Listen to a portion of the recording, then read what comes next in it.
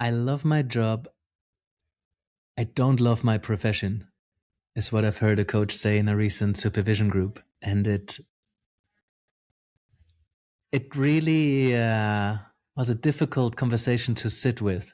And I'm contemplative. I was angry when I heard it. And because to that coach, it felt like more and more like coaching is a multi-level marketing scheme, and a lot is about the money and coaches working with coaches who work with coaches who work with coaches, and then a few people at the top seem to be getting all the business and everybody else is struggling.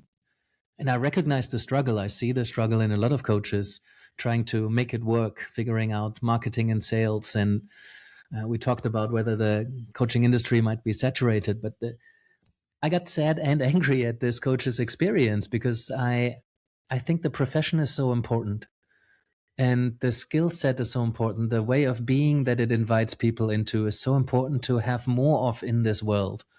So I also know a lot of people in the professional bodies that really want to do a good thing for the profession. They really want this profession to professionalize more, to set standards, to there's so many cowboys and cowgirls out there who just do whatever they think whatever they want to do and just call it coaching. It's an unregulated profession, so that comes with a lot of pitfalls. It comes with a lot of unethical practices. It gives people an excuse to call it coaching regardless of what they do, just because coaching seems to be a thing that sells at the moment. So it's difficult to sit in that, right? And actually one of those professional bodies was the reason that this coach had this experience, or it just kind of was the trigger of the rant, after it was accredited.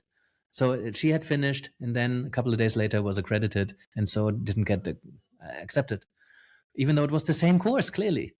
So, to her it seemed, oh, they just wanted to get more money out of me.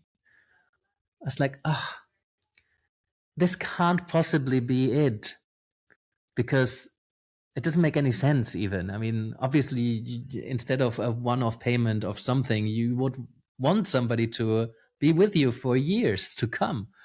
But the experience that they were left with was that this is kind of a self financing thing where very few actually make it work. And it's terrible. So I'm still absolutely convinced that this can be sorted out with a couple of emails, and that the intention wasn't actually bad. Maybe it was just a very bureaucratically thinking person that needed to tick the boxes and didn't think outside of the box. I don't know, but the feeling was shared by quite a few people that I've talked to recently. And I've heard some people outright say it, especially in supervision.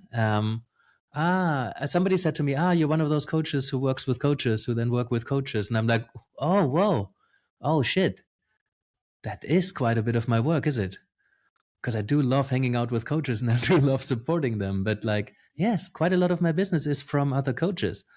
Am I part of the problem? Well, I don't think so.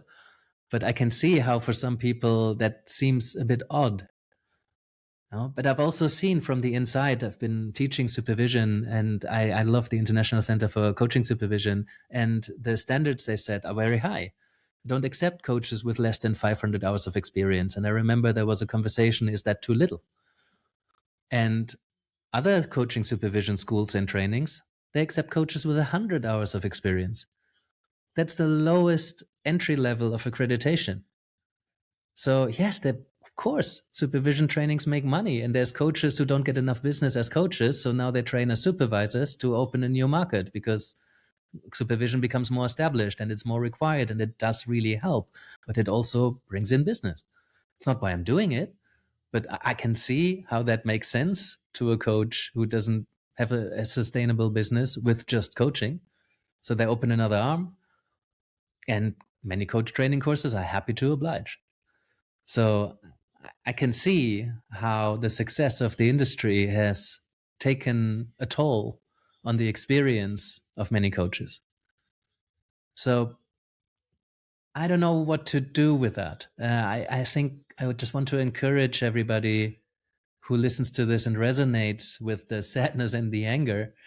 to be a force for good in this industry, to take a stand for good values in coaching, to maybe think about, as part of being a coach in a professional body, you also have a responsibility to take care of the industry, right? To be a voice for ethical coaching, for good practices, for best practice, um, and try to be that voice that helps some of those people who have a very bad idea of coaching maybe see that it's not all that, and hopefully over time we can unify around the good kind of coaching versus the kind of coaching that takes advantage of people and feeds the few rather than the many.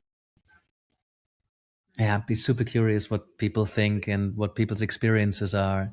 So discuss, converse, talk to people about this. I think it's an important conversation to have.